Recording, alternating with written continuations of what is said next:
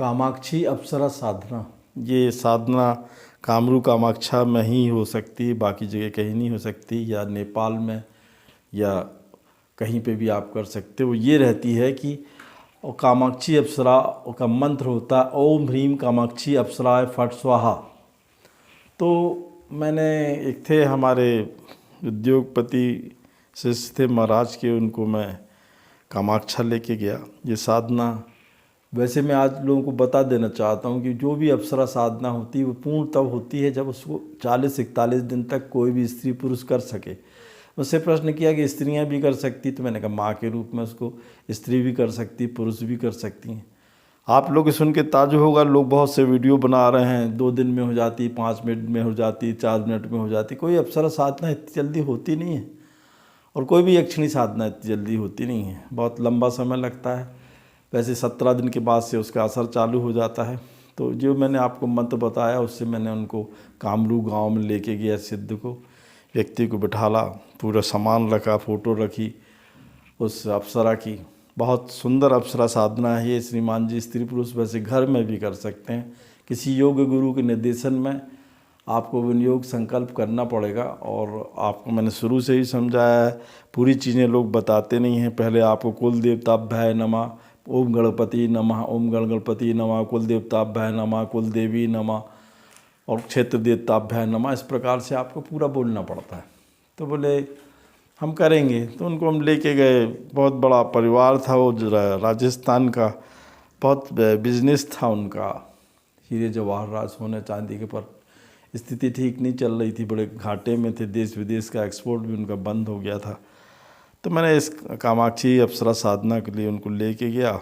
मात्र 15 दिन की साधना थी। मैंने कहा सेठ जी मांस मछली शराब से दूर रहोगे।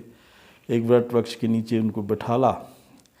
अब सारी साधनाओं में जितनी होती हैं वो गुरु बताते नहीं, एक यंत्र भी लगता है।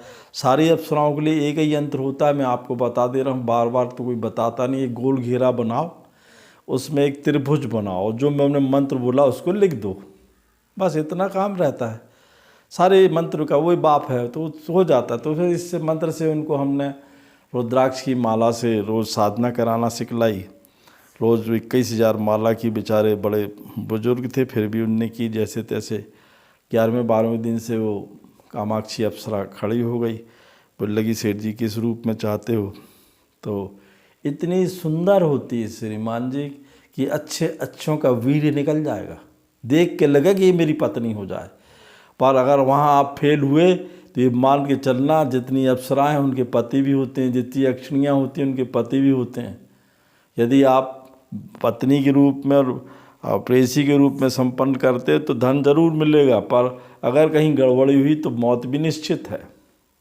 अब इसके बाद उनने 11वें-12वें दिन से आई बहुत डरावने रूप में, फिर 13वें-14वें दिन में शांत रूप में आई, और बहुत सुंदर रूप में बोली कि सेठ जी किस रूप में चाहते हो, माँ बहन और पत्नी के रूप में। उन्होंने कहा मैं माँ के रूप में चाहता, मेरा व्यवसाय चलना चाहिए। तो उन्होंने एक गुटका दिया श्रीमान जी। जितनी यक्षिणियाँ और अप्सराएं सिद्धियाँ होती हैं वो एक गुटका देती हैं, जिसको आपको अपने पास रखा है। मैंने पहले भी बोला वो आपकी सिद्धि है। तो बोले इसको संभाल के रखना, जब तक तेरे खानदान में रहेगा यश दौलत संपत्ति 4 गुना 10 गुना बढ़ती चली जाएगी, और तू बहुत नाम कमाएगा, और तुझे इस लोक पे मरने के बाद फिर स्वर्लोक जाने की चांसेस ज़्यादा हो जाएंगे, और फिर किसी जन्म में पैदा होगा तो तुझे किसी योगी नागा के घर में जन्म पैदा होगा और संसार का भला करेगा। जय सिया राम।